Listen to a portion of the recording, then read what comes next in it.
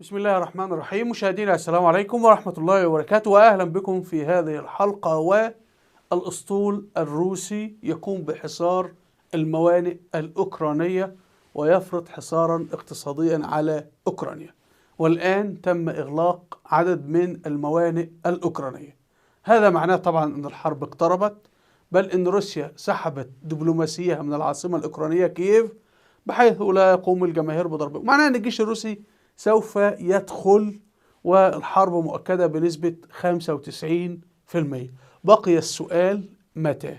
تعالوا نبدأ ونرى. أولا، هنا كما نشاهد السفن الروسية التي انتشرت اليوم في البحر الأسود وأغلقت الموانئ الأوكرانية.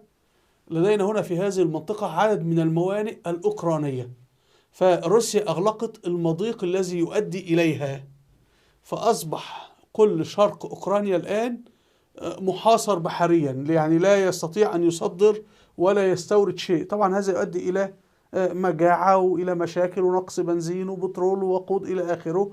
وخاصة طبعا أوكرانيا بلد هتصدر القمح، المفروض الربيع قادم، فروسيا هتبهدل الدنيا يعني. طيب، عندنا أيضا هنا أهم ميناءين في أوكرانيا: ميناء أوديسا وميناء تشيرنومورسك، والميناءان تم إغلاقهما الآن بسبب السفن الروسية المنتشرة في المنطقة. هنا كما نشاهد الموانئ الأوكرانية، لدينا عدد من الموانئ الأوكرانية باللون الأخضر مثل هذه الموانئ دي. الموانئ دي بتحتلها روسيا يا جماعة، الآن شبه جزيرة القرم كلها روسيا بتحتلها، فهذه الموانئ كلها روسيا احتلتها. ميناء كريتش. طيب، الموانئ التي لا تحتلها روسيا مثل هذه فخلاص أغلقت، يعني أصبح الآن تحاول تدخل روسيا بتمنع، والسفن الحربية الروسية بتمنع.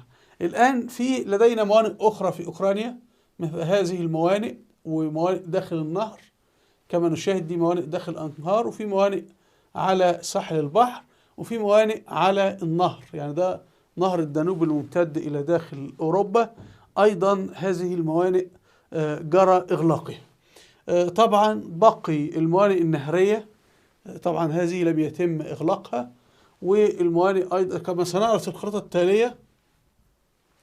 هنا في هذه الخريطة كما نشاهد عندنا موانئ بحرية باللون الأزرق زي موانئ القرم وهذه الموانئ، وموانئ نهرية على النهر باللون الأخضر. وطبعا كما نشاهد أن أوكرانيا مقسومة قسمين، شرق وغرب بالنهر، وهنا موانئ نهرية كما نشاهد. دي الموانئ النهرية. أوكرانيا منذ 3 أسابيع أغلقت الموانئ النهرية الداخلية في وجه السفن الروسية، وأصبح تخيلوا بقى أن السفن الروسية كانت تدخل كل هذا. طب لماذا؟ أوكرانيا مضطرة أصلا، أوكرانيا فوضى ضعيف كما عرضنا، إنه في موانئ لأوكرانيا في الشرق وروسيا بتخنقها، فلا بد تسمح لها. فالسفن الروسية كانت بتدخل داخل النهر وتصل إلى عمق الأرض الأوكرانية، لكن تم إغلاق هذا خلال الأيام الماضية. طيب، هنا الخريطة بتوضح القوى العسكرية وعمليات الحرب. فاحنا عندنا طبعا القوى العسكرية، روسيا حشدت قواتها في كل الاتجاهات، وحشدت أيضا من بيلاروسيا، يعني تهجم من كل الاتجاهات ومن شبه جزيرة القرم، وروسيا عاوزة تعمل إنزال بحري. طيب، فكده روسيا تعمل إيه؟ هتشتت الجيش الأوكراني. الجيش الأوكراني حارب في اليمين وفي اليسار وفي كذا. الخطة اللي روسيا بتعملها روسيا الآن، من طبقها من قبل؟ المغول. من طبقها قبل المغول؟ أبو بكر الصديق رضي الله عنه. أبو بكر الصديق لما بدأ يفتح الشام أرسل 4 جيوش في وقت واحد ل4 جبهات، وبعدين جمعهم. وأنا مش عايز أدخل في الاستراتيجيات العسكرية لأبو بكر الصديق رضي الله عنه، طبعا قائد خبير استراتيجي كبير وقائد دولة. المهم، دي القوة الثانية. في بقى الجماعة حلف الناتو اللي خانوا أوكرانيا، فدي هم عندهم قوات في استونيا وفي لاتفيا وليتوانيا، دي دول حلف الناتو، وفي بولندا، وعندهم قوات في رومانيا وفي بلغاريا، وقوات في تركيا، لكنها لن تتدخل. طبعا كما نشاهد على هذه الخريطة ان أوكرانيا هي الفاصل بين كتلتين: الكتلة الروسية المسيحية الشرقية، والكتلة الغربية اللي هم المسيحيين اللاتين اللي هم البروتستانت والكاثوليك يعني. أوكرانيا هي أفغانستان أوروبا، يعني روسيا بتحتلها، أمريكا بتحتلها، كلام من هذا القبيل. وده اللي حاصل في أفغانستان، إن أفغانستان بين نهاية الكتلة الروسية وبداية الكتلة الأمريكية اللي هي باكستان والهند. فلذلك الإنجليز يحتلونها والروس يحتلونها وهكذا والأمريكان يحتلونها.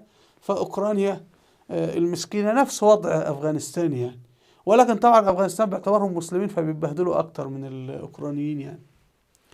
طيب هنا القوات يا جماعة أو انتشار القوات. روسيا عندها كام؟ عندها 135 ألف جندي، حشدتهم على الحدود.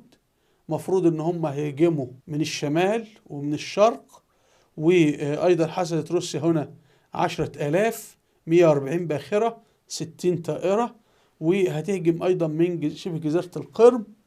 وايضا روسيا عندها قوات في الشمال من بيلاروسيا، وروسيا عندها في بحر البلطيق 20 باخرة. طيب امريكا عندها 8500 جندي هنا، يعني ليس داخل اوكرانيا انما على الحدود مع اوكرانيا لان بولندا، وفي هيبقى في 5000 جندي بالاضافه. يعني امريكا هيكون عندها في بولندا نحو 13,000 جندي امريكي. امريكا ايضا عندها هنا 2000 جندي موجودين في رومانيا. طبعا روسيا عندها اكثر من 30 سفينه حربيه روسيه. طيب اوكرانيا تستطيع ان هي تصد هذا الهجوم؟ نعم. اوكرانيا ارسلت 120,000 جندي في المنطقة دونباس على الجبهتين. وأوكرانيا عدد سكانها 45 مليون، روسيا عدد سكانها 150 مليون. رغم أن روسيا طبعا إمكانياتها أكبر وكذا، لكن في حرب الدفاع تستطيع.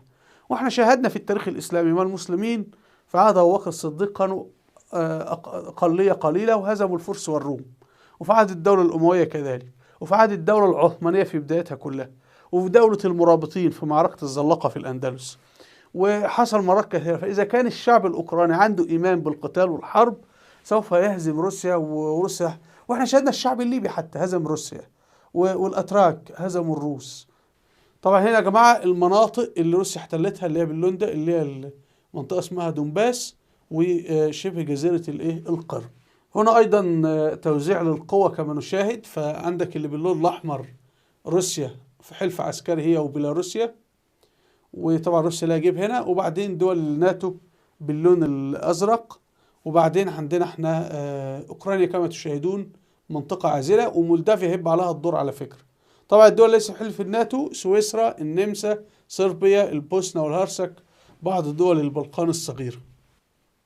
هنا حالة الطقس، لأنه البيت الأبيض قال أن روسيا سوف تبدأ في الاحتلال أو الغزو يوم الثلاثاء.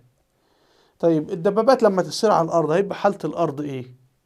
فإحنا بنجد إنه إذا هم المفروض بدأوا الهجوم يوم الثلاثاء، درجة الحرارة العظمى بالنهار نهارا 5، الصغرى -3 ليلا، وبعدين هيجي يوم الخميس فيه مطر، يوم الجمعة فيه مطر، يوم السبت فيه مطر، ففي 3 أيام فيها مطر. هذا هيؤدي إلى وحل، إلى كذا، طبيعة المركبات. طبعا روسيا أصلا يعني، والروس قاعدين في قلب أوكرانيا، يعني سكان المدينة الروس قاعدين في أوكرانيا. فهل روسيا هتنتظر لما المطر ينتهي وتبدأ الهجوم أو كذا؟ وخاصة إن هي بتفرض حصار على الموانئ، فكل يوم يمر هي بتجوع أوكرانيا، بتقوم بعملية تجويع لأوكرانيا يعني. هنا كما نشاهد يا جماعة خريطة أوكرانيا، أوكرانيا المسكينة. دي خطوط الطيران يا جماعة. كما تشاهدون لا توجد إلا طائرة واحدة في أوكرانيا. كل الطيران العالمي غالبيته لغى رحلاته إلى أوكرانيا. معناها أنه روسيا بتقول لدول العالم احنا هنهجم، فيعني بعد إذنكم طيرانكم لا يمر في هذه المنطقة. طيب هنا خريطة أوكرانيا طبيعية. طبعا كما نشاهد أن أوكرانيا النهر بيقسمها قسمين كما نشاهد. القسم الشرق وده غالبية سكانه روس، يعني ده كله غالبية سكانه روس أو فيه نسبة عالية من الروس، عكس القسم الآخر. طيب أرض أوكرانيا أرض فيه مستنقعات كثيرة في هذه المناطق، في مستنقعات وبرك وكذا. فهل من الصواب أن روسيا تقوم بالهجوم الآن في ظل الثلوج قبل ما الأرض تبقى وحل ولا الجيش الروسي ينتظر لما تكون واحدة؟ يعني هيبقى أنهي الأسهل في الحركة عسكريا؟ لست أدري، دي تساؤلات أنا يعني بطرحها بصوت عالي معاكم يعني. هنا طبعا الخبر ده يدل أن الحرب خلاص وشيكة. روسيا بتسحب الدبلوماسيين في وكالة الأناضول. الدبلوماسيين الروس يبدأون في مغادرة أوكرانيا، وهذا بيان رسمي روسي بحسب وكالة سبوتنيك الروسية.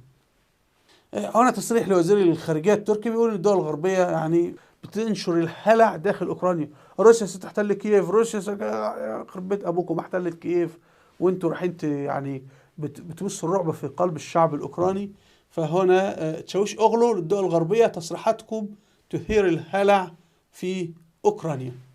احنا كي نفهم مشكلة اوكرانيا، مشكلة اوكرانيا ان فيها كثافة سكانية. أكثر من 20% من سكان أوكرانيا يعتبرون اللغة الروسية لغتهم الأم. تخيلوا. وبعدين الناس بقى مختلفين، هم أكثر من 10% الروس الأقحاح ولا لأ؟ ما في روس وأوكرانيين عائلات مختلطة يعني. فكما نشاهد المناطق اللي باللون الأزرق دي المناطق ذات الغالبية الأوكرانية، يعني الأوكران فيها أغلب. طيب المناطق الحمراء دي مناطق الغالبية فيها للروس. فطبعا هنجد أنه المناطق الحمراء دي روسيا احتلتها، غالبيتها احتلتها. فهنا يا جماعة القاعدة اللي ميكافيلي بيقولها: إذا احتليت أرض أو فتحت أرض ضع سكانك فتظل أرضك. وده اللي عمر بن الخطاب عمله لما بنى القاهرة اللي هي كان اسمها الفسطاط، وبنى البصرة وبنى الكوفة. دي سياسة عمر بن الخطاب رضي الله عنه. هم سياسة الدولة الأموية إن هي تنقل قبائل المسلمين وتضعهم، وده بنشاهد. والدولة الأموية صاحبة الفضل انه يكون في كشغر في الصين، الآن تحت الله الصين تكتب باللغة العربية، والأندلس، الصومال وكينيا كله يكتب باللغة العربية، أندونيسيا، فلبين، وحتى في روسيا يعني في مدينة قازان دي عمق في روسيا قريبة من موسكو كله يكتب باللغة العربية. لما جاء الاحتلال الأجنبي لبلادنا بدأوا يحذفوا الحرف العربي ويعملوا الحروف اللاتينية. هنا مثلا دي الخريطة بتوضح نسبة الروس. فهنا مثلا في هذه المنطقة الروس نسبتهم 39%، وطبعا روسيا احتلت المنطقة دي. هنا مثلا الروس نسبتهم 38%، هنا الروس نسبتهم 24%. الروس في القرم نسبتهم 58%، في شمال القرم 14%، هذه المنطقة 17%. شوفوا شرق النهر 9%، 5%، 7%، 7%، 14%. عند حدود مولدافيا 20%. ودي الخطورة. طيب في العاصمة كييف، العاصمة كييف هنا الروس السكان 13% من السكان. فالمخابرات الروسية يعني دول مواطنين أوكرانيين بس عرق روسي، فيعني موظفين في كل الجهات الحكومية ودائر الدولة. فالبلد يعني مخترقة حتى النخاع كما نشاهد. الخريطة بتقول إنه ده الهجرة الروسية ليه، يعني السكان دول ليه كان أصبحوا أغلبيتهم روس. اللي حصل في التاريخ إن المسلمين تتار القرم، المسلمين كانوا بيطلعوا يحتلوا موسكو من هنا، ودخلوا موسكو مرتين أو أكثر من مرتين. اكتب على اليوتيوب صابر مشهور عندما حكم المسلمين موسكو، هتجد أنا شارح المسألة. فالمسلمون دخلوا موسكو مرات عديدة وحكموها، وكانت موسكو بتدفع الجزية وكذا. لما بدأ المسلمون يهزمون الروس بدأوا يعملوا ايه كي يغلقوا الطرق المؤدية إلى موسكو. فنقلوا سكان روس وبنوا كنائس وجلسوا هنا. فأصبح المسلمين لما يجي يطلعوا يهاجموا الطرق مغلقة كما تشاهدون. فأصبح في سكان وقرى وقلاع موجودة، حراسة مستمرة يعني. طيب هنا في الجزيرة شركة طيران KLM الهولندية تتوقف عن تسيير الرحلات إلى أوكرانيا. وهنا أيضا في الديلي ميل البريطانية، بريطانيا تسحب قواتها من أوكرانيا نهاية هذا الأسبوع لتجنب سقوطها في يد بوتين. فطبعا نشاهد الخيانة الأوروبية والخيانة الناتو لأوكرانيا، لا هم دعموها ولا هم يعني ساكتين. وخلي بالك هم هؤلاء الدول الأمريكية وأمريكا وأوروبا فرضوا على أوكرانيا الأخذ باللغتين وعززوا النزعة القومية عند السكان الروس. وأوكرانيا لما احتلت أرضها عام 2014 لغت اللغة الروسية تماما. كان بيقول لك الروس أقلية ومن حقهم يكون لهم لغتهم، الآن قالوا خلاص هي لغة رسمية واحدة، اللغة الأوكرانية.